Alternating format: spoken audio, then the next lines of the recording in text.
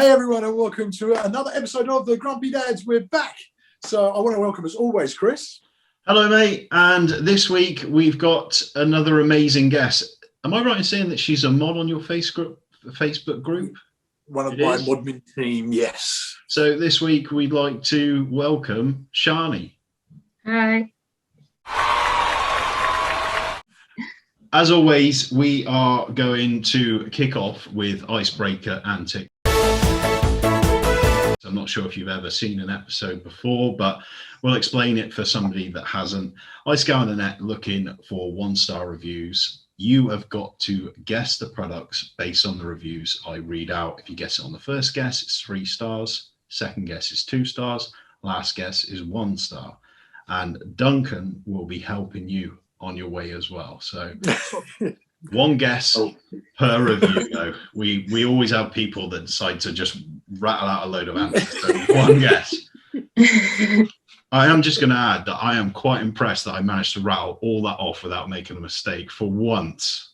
Without your input either, Duncan. You usually... I didn't need my babysitter.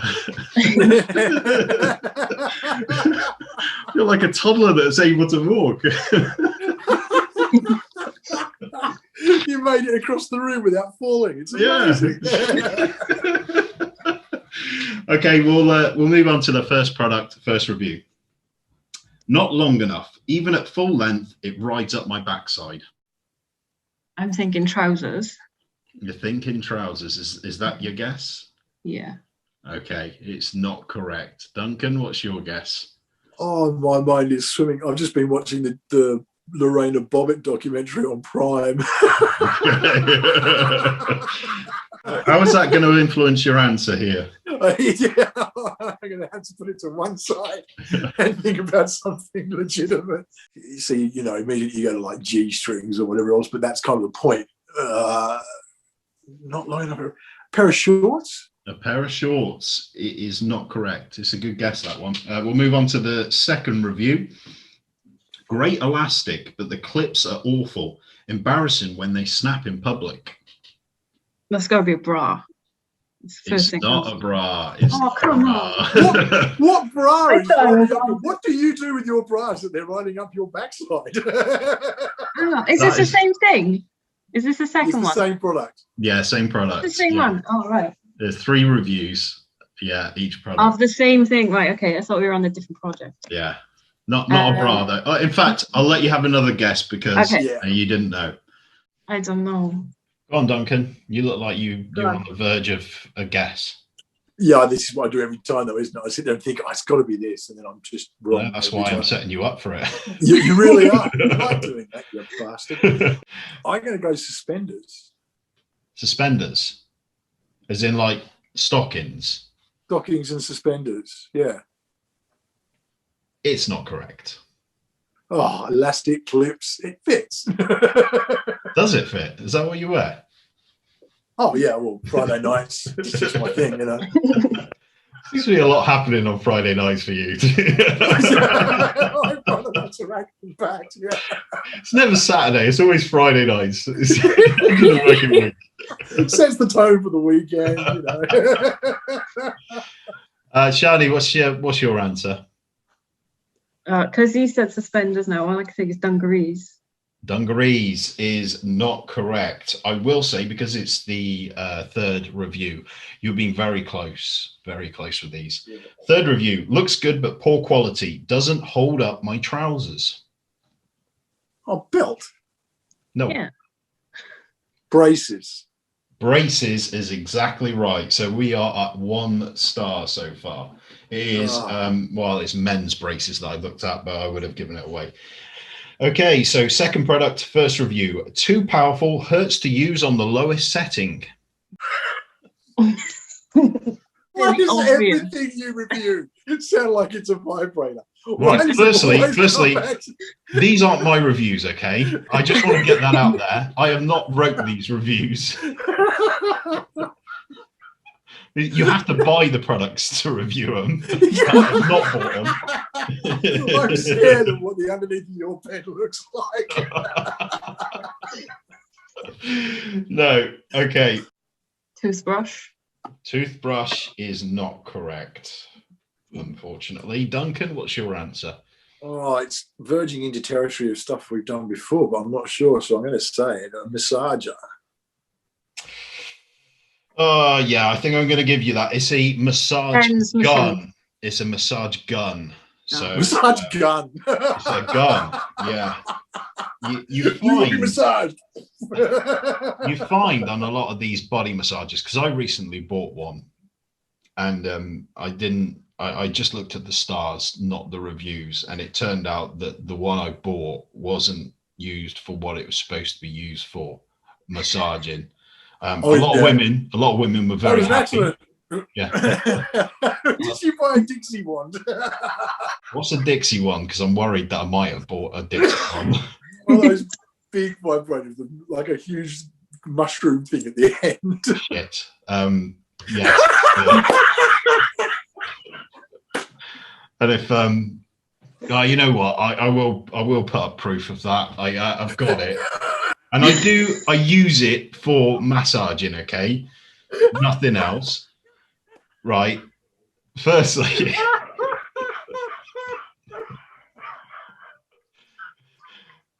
it is. In fact, I've got it on my Amazon history, and I didn't look at the reviews until after. There was a lot of happy women, not for massaging their muscles, but massaging something else. I will say it's really good, though. I feel this hole is getting deeper. The two remaining reviews on that is getting carpal tunnel after a minute, handle is awful, and final review was pumps and shakes too hard, muscles are harder and more tense than before. So I have a feeling these are your reviews. These are definitely not my reviews. Are they the reviews from your Dixie wand? They are not. The reviews from the Dixie one that I bought, I can't read out. It's disgusting. You still bought it thinking it was a massage. It is it says a massager, and in fact, I'm going to post it. Right, I'm going to get the Amazon thing that it came up on, because I've still got it on my history. Right, I think it's got a drawing with like a sore spot on the neck and stuff, and somebody going like this. But then the reviews come about, and women saying that they've had their mind blown and stuff like that, and some other things that I'm not going to say on the podcast, maybe on a different show. Right, so we move on to our third product, first review. Cat knocked it over slightly, and now it's broke. Poor quality. Oh, for pity's That sake. could be anything. Anything. A vase. Not a vase. Oh, we're going to get no stars for this. We're on 4 already, so we can't be last place. I have a cat. She knocks everything off the side if you put it on the side. A bowl. A ball is not correct. Second review. No weight to it. Windy day and all 6 have broken. So it goes outside. There we go, yeah.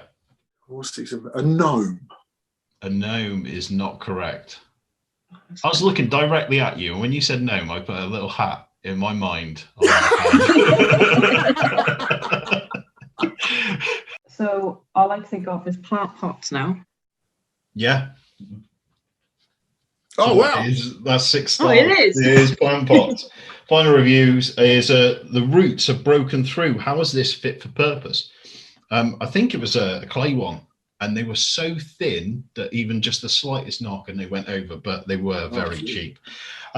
6 stars. We move on to our next phase of icebreakers, which is crazy questions. What would you class as something you do as an addiction? Eat chocolate, definitely. You got a chocolate addiction?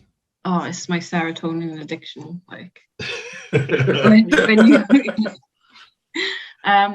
and probably video games. Video games as well. Duncan, what's yours? I'm a chronic vapor, I've got to say. Well and truly got myself addicted to nicotine. It's really funny. I keep having to do meetings at the moment with Devon carers and stuff like that. And everyone's on there looking very professional. I love it. I think mine's my phone. I can't go long enough in a meeting without needing some kind of fix. I'd say that and coffee. I drink a lot of coffee. You do drink a lot of I'm coffee. a proper coffee snob, though. It's What, got as to be in good just coffee. the best stuff? Oh, yeah, I can't stand like I even a cafetiere type stuff. I find no, it's got to be, you know, properly made coffee, and yeah, I've become a real coffee snob. The irony being is I'm probably the lowest class form of society that exists. Yeah, it's like, that's not coffee. Okay, we'll move on to our second crazy question. Have you ever broken the law? I don't think I have. You've never littered? Not on purpose. Well, even if it's not, I mean, you can do a lot of things by accident. It's still against the law. I know. Have you ever got over the speed limit? I can't remember what I've done. That maybe I didn't mean to go 130 miles an hour. It was an accident. Yeah, I have done that actually.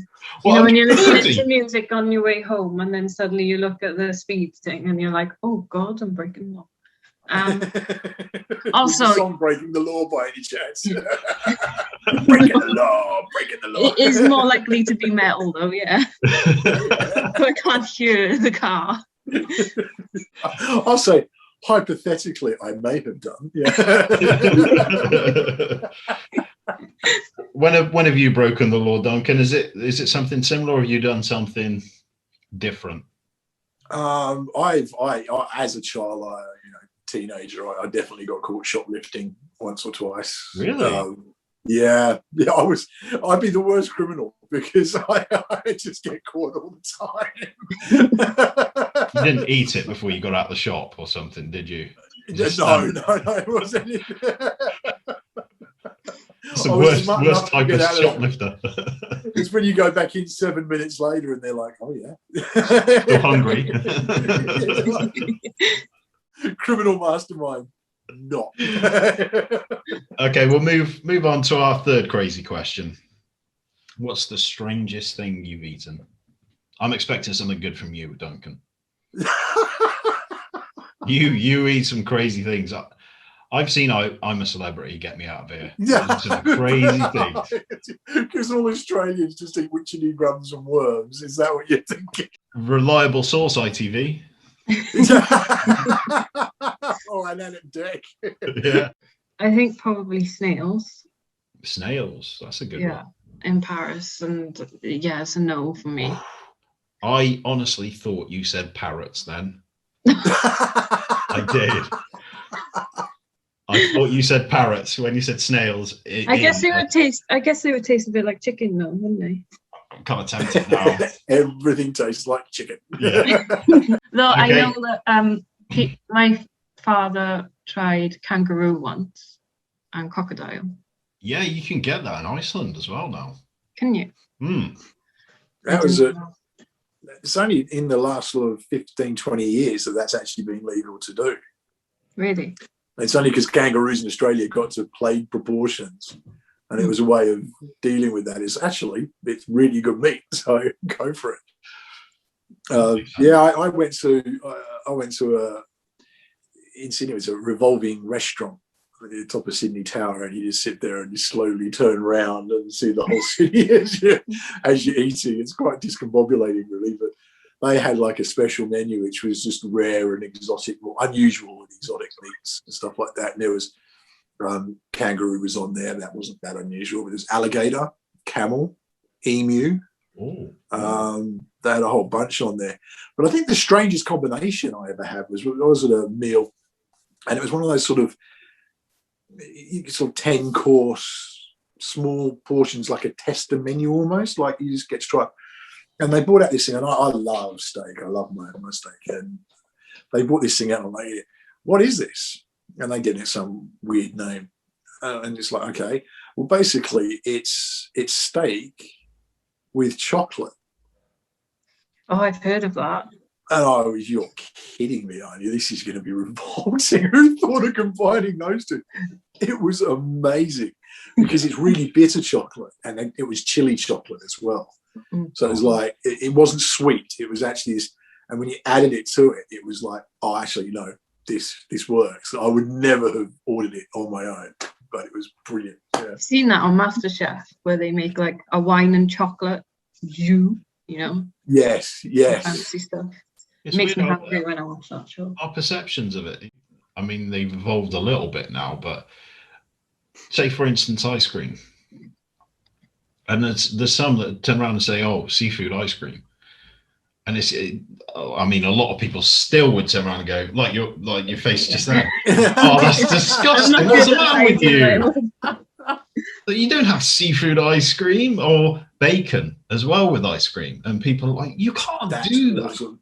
Exactly, because it's just a salty sort of. It works.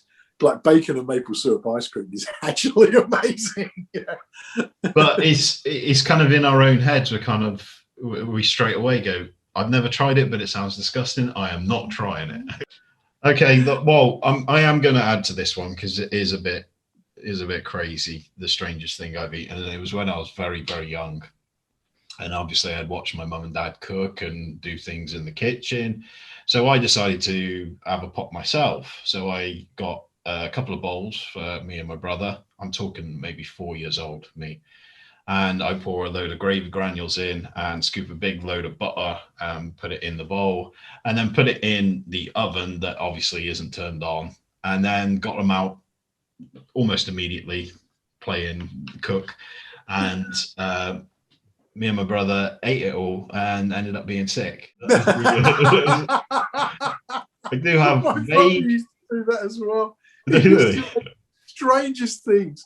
And we'd all have to sit there. Oh, yeah, you take the mouthful. I remember this. I'd have been, 7, 8 years old, and you're like, "Oh, that's great, mate." Yeah. And he finally made something that was really tasty because he made this stuff, and I just got some chili, and then I added some ice cream to it, and then I topped that off with some tuna fish, and I mixed it together, and it made this really nice jellified thing. You'd have the whole thing for you. And he made this one. It was like a cake, but it was had sort of Rice Krispies and peanut butter and other bits and pieces. And it was actually like, hey, that's really good. How did you make that? I can't remember. He's like, oh, fuck, you finally made something that's palatable. And now you can't remember how you made it. I used to be a nightmare when I was a kid, though. I'd eat anything I could get my hands on. I'd eat sausages raw. I would eat black pudding raw. I would eat fish fingers from the freezer. Honestly, I used to get up in the middle of the night and I would go downstairs, and I'm talking like maybe 4 or 5 years old, and I would do this. I would raid, and I'd just start chomping on whatever I could find. And my parents obviously cottoned on to this, so they took the handle off my door. So basically I couldn't get up between the hours of so and so. Probably sounds bad nowadays, but I understood why they did it. Anyway, me being the child genius that I am in terms of escapism, I broke my toy truck. I broke the wheels off, so I had the arch. And if you've ever seen like a door without the handle on, you've got like the cylinder inside, haven't you? The square cylinder. So I took the truck and I opened it. So then I went downstairs and I decided to snack on fish fingers again. But that's not the only time. So they cottoned on that I'm doing this. So this time they stopped that. They filled it or something, so I couldn't put my truck in. So I thought, I'm going to climb through the window. And it was like 3 panels, and the top one was kind of empty. It used to be glass in there, but I don't know, it broke, and my dad cleared it all out. So what I would do then is climb through the window at that age, and then I would go and snack again. I love that sort of stuff, because you get this thing of the ingenuity of kids. I was a shocking person for like a kid for pushing every button. Yeah, and my parents drove them to distraction because I'd sit there hitting all the buttons on the TV. I bet you were fun in an elevator, weren't you?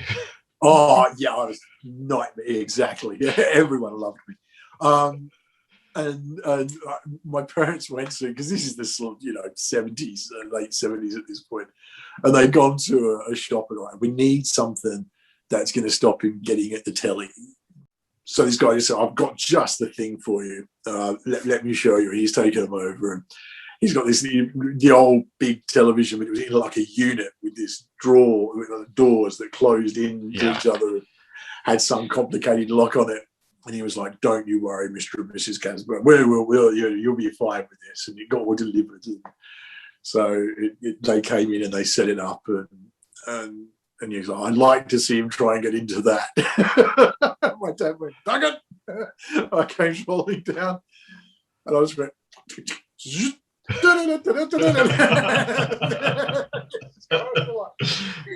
know.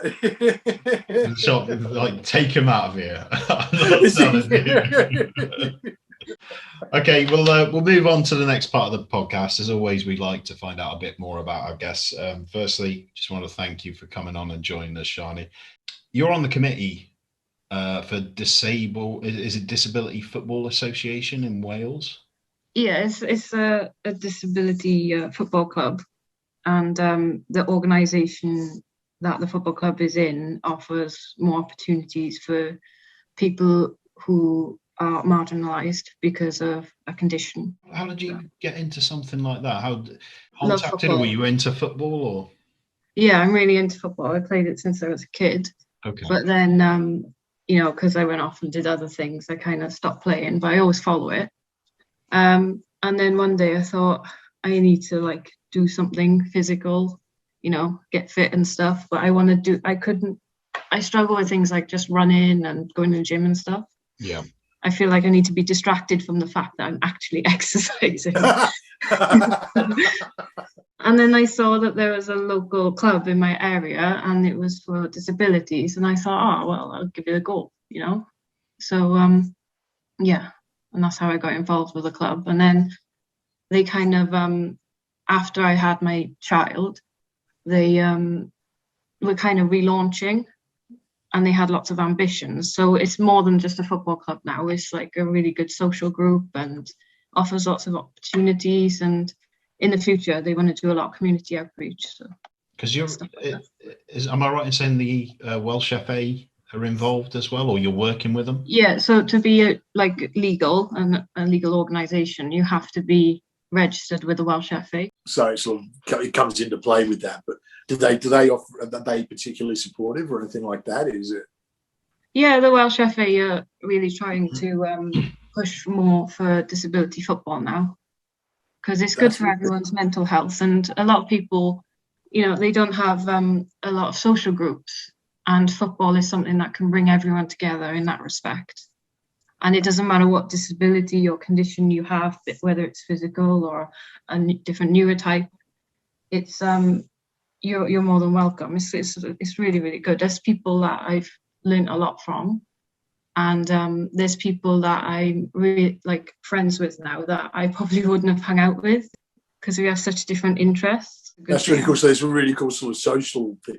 I think that often gets missed. We always think about the sport, but you forget that with that comes this whole social aspect. Yeah, definitely. Yeah, absolutely. Especially for, like you say, I think so many people who have disabilities can feel really marginalised and isolated. So something like that would really be awesome. I'm getting that warm buzz that we got. I think it was with Sharp. That's not the Dixie one, is it? No, it's not the Dixie one. God's sake, leave the Dixie one alone. It was 10 minutes ago, okay? I'm embarrassed enough about it. And I still use it for massaging. But I am getting that warm buzz that we got on the Charlotte episode. Do you remember when she was talking about her dance class? And I think that's amazing because when I read about yourself, I thought, and I saw about this, I didn't really think of the social side. I thought it was great that there was an inclusion, that they go about playing sport and making friends, but I didn't really think about the social side. And that's such a wonderful thing to hear, that they're being included and having fun and doing something that. Yeah. Well, actually, that leads on to my next question. Do you know if there's similar organisations around the UK, or because I haven't really heard of a similar thing in the UK? There might be one out there, but have you heard of any? I know London has some, because I know that Adam Hills plays football with the disability football team. Yeah. Well, in England, I know there is disability leagues. Oh, really? There's a whole. Okay. The boss man of our organisation actually help Northampton Town disability. Wow. And he helped to grow that, and he grew that from just like a few people into like hundreds of players. And so he's down here now helping us. His name's Kev, and he's brilliant. He's really mindful of like how the people who are in an organisation have different conditions, and so they all need to be approached individually. And he's got like big visions for this organisation. So he's hoping to replicate what he did in Northampton here, but on a more, I don't know how big Northampton is, but this is South Wales, and hopefully we can grow it all across Wales. There's already disability and mental health football clubs in Wales, but this organisation is a little different in that it's going to do more community outreach and things. Well, there's not a segregation of the genders in your... No, this is mixed. This is mixed gender. You're separated on ability levels, but that means that you get more opportunities. So there's different disability bands, and we're kind of building on your ability, not your disability, and helping to build your confidence and skills in that respect. That's such a positive way to look at it too, isn't it? Yeah. I like that. That's our motto. Shifts the focus. Yes. That's brilliant. I love that. Well, look at what happens when you take money out of football. This is all not for profit. No one's paid for this. Like, I love that. People at the top are working like 40-hour weeks, talking to different people within like Mental Health Football Wales and the Welsh FA and things like that, and they're not paid anything for that. So I love that. I still remember the days when I was younger and I played football for the fun of it. At one stage I'd be playing 3 matches a week, but the most fun I had was playing football on the street with my brother after the match. And I think that gets lost when you get to certain levels in football. And I know about it, that it becomes too competitive. It stops being about the fun. It starts becoming about winning at any cost, conditioning players, changing their mindsets, all for the benefit of winning in a game. I love what you guys are doing, and that you're still making it about the fun of football. We'll move on to because you've got a science degree as well. Yeah. You've got a lot going on. What made you pursue something like this, a science degree? I was good at it. I was interested. Yeah, I was always interested in science, but I was particularly good at it, and that's why I pursued it. But I didn't know I had any conditions at that time, though. I didn't know I was autistic or anything like that. Uni was probably one of my best times in my life, because I was there with my friends and I was doing something I loved. But now I'm doing programming, so taking an interest in that. I think I like the logic of it. Probably. I was going to say that it would actually seem like they're not dissimilar, obviously. No, they're not. They are completely different fields. Well, I think programming is more about linguistics, is close to linguistics in that sense. Yeah. So it's like learning a language where you already know what half the words are, but you're trying to find out their meaning and where they go in the script. But I'm still into science. I still love science and space and things like that. I want to say that's really a trip to Newcastle or Manchester, where you kind of know the language, but you don't know what they mean. Basically, yeah. Right, Duncan, you're doing the editing for this video, so can you cut Manchester out? Because we're heading there. Chris is worried because we're going to Manchester. And also, we've got 2 wonderful ladies that we work with as well on our podcast, and we're quite close with. So yeah, cut Manchester out. Oops. I'm just glad you didn't say Wales. No, I love like when you Welsh. go to Wales. I love the Welsh. It's an amazing country and amazing people. I had a friend, my old boss, who was convinced Wales isn't a country. Does he think is he English? No, he's a fucking American. But he had this thing, is because Wales doesn't have a head of state. It is therefore not a country. But it's the Queen. Yes, that means Canada's not a head of state. That means Canada's not a country as well. But Canada has a prime minister, doesn't it? Yeah, but we've got a first minister. See, I didn't. Okay, I'm learning something now. Like Scotland's got a first minister. Wales has a parliament. Yeah, so if you could get your old boss's number and pass it I will to do that. Siâni. I'm gonna tag him in this specifically. If I can find him. I finally won the argument.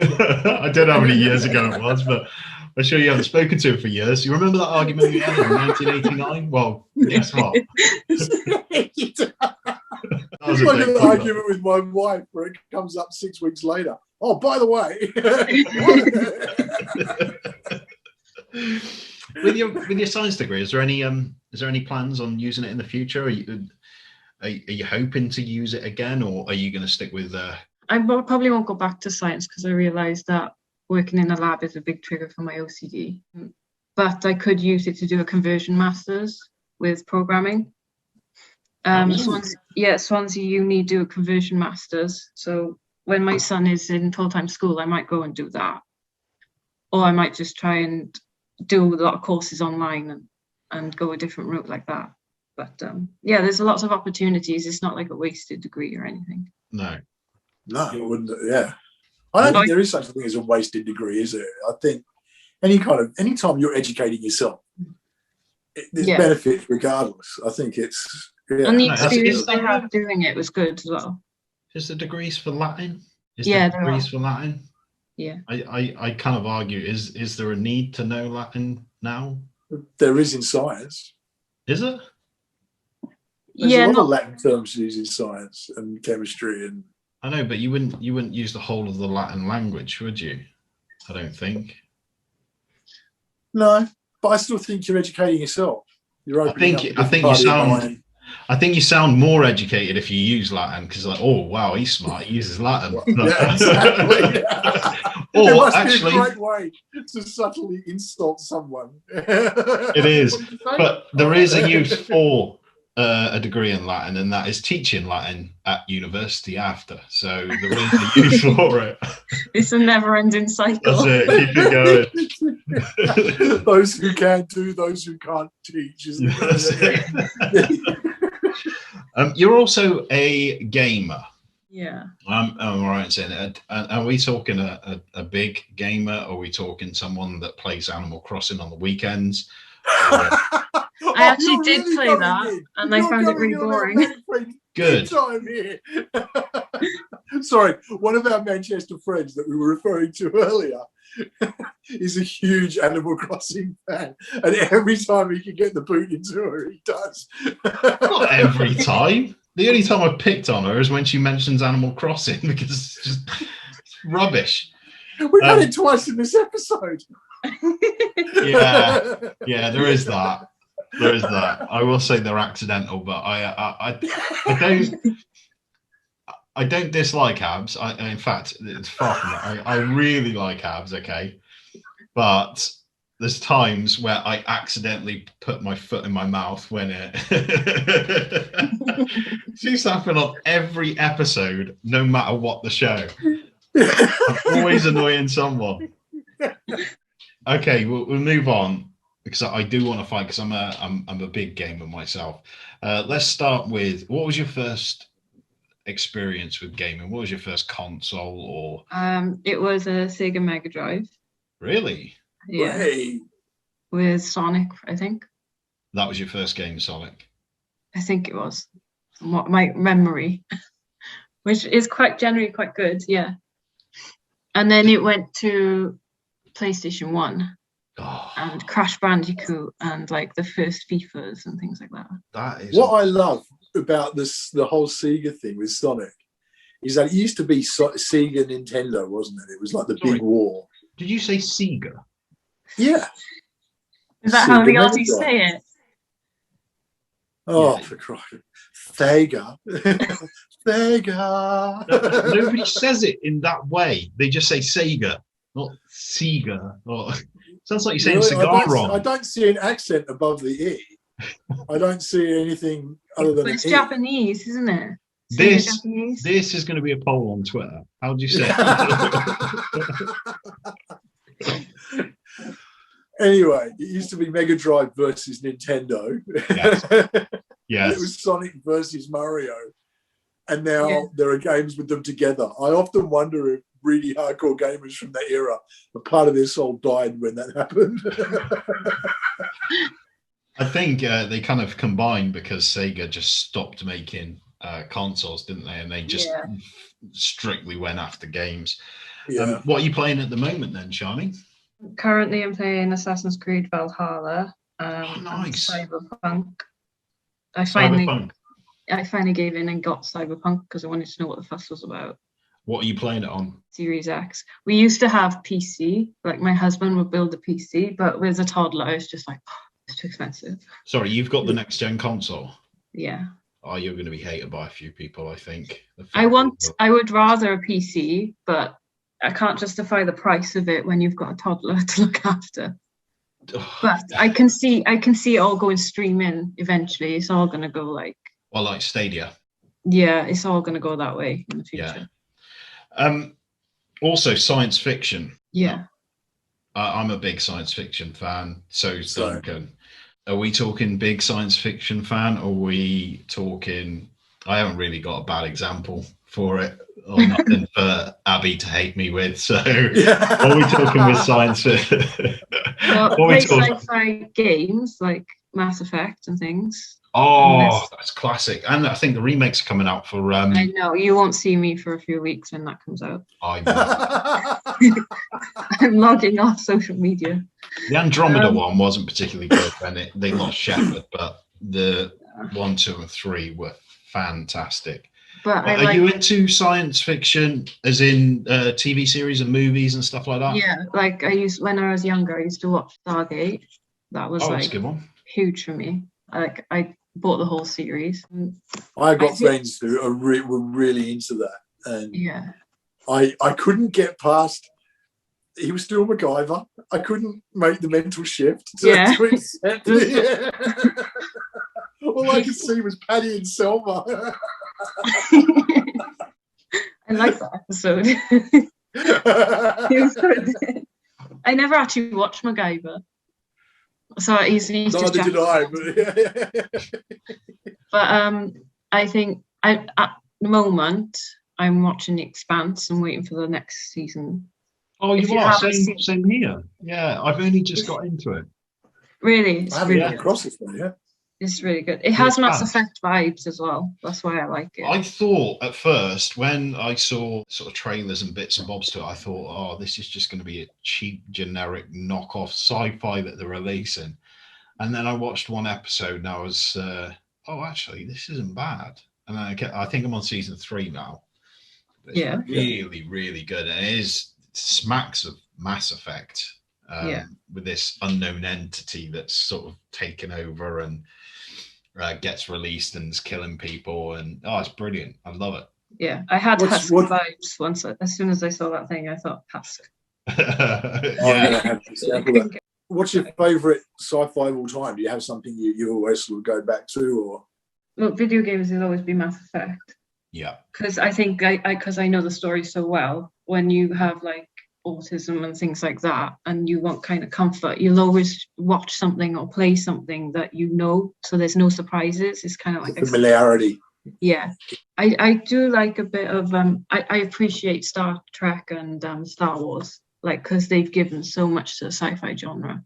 Yeah. So and the New Discovery is really good if you haven't watched that. You don't like it? I liked it. I think it's trash. It's more like sciencey. It's more in-depth science, like more plausible science, if you can get plausible. So as a scientist, it's ringing your bell. Yeah, it was more. That's maybe why I don't like it. It's because I'm not a scientist, but I just don't think it's Star Trek. I think it's more a drama TV series with different little bits in. In fact, how I described it on that episode me and Duncan did, because I said Star Trek has always plucked what we've got in society and what's mainstream. So you had the Picard sort of back in the 90s, and that was kind of the mainstream of humanity's good. So you had these Picard, who was this strong male leader, and the characters kind of reflected that revolved around. And now you've got this Star Trek, which is obviously focused highly on that they haven't shied away from sort of LGBTQ issues or race or anything like that. That's not my issue with it, and I think it's great that they've opened up it to a new audience, which they love, and I think it's great. But in terms of the writing, the series itself, how the old Star Trek used to sort of play out episodes, they'd always kind of have an episode, but you'd have an over arc through the series. So they'd be doing some sort of mission or dealing with someone, but it would always be an over arc. And in this one, they've kind of taken out away the mini episodes. Yeah, I do feel they've it's just got a this bit big slow. over arc. I don't think you can pick up and just watch halfway through a series like you could previously. When Or I was maybe younger, I just can't comprehend because I haven't got the mental capacity to understand the new Star Trek. when I was younger, my mum was like used to watch Voyager a lot, so I loved like Captain Janeway and 7 and 9 and stuff like that. Oh, it's brilliant, wasn't it? That was one of my more favourite series. That one was. That's all we've got for this week, guys. That was fantastic. I want to thank, as always, Chris. Thank you, mate. And, of course, Siâni. Thank you so much for joining us. Thank you for having me. Thank you. No, it's been an absolute pleasure. Please do hop on, hit like, hit subscribe, and ring the bell so that you know when we've got new episodes and new content coming up. We've got loads coming up from Blow the Top, Grumpy Dads, and Grumpy Gits coming up. So please make sure you're on it. We will see you again next week, and stay safe.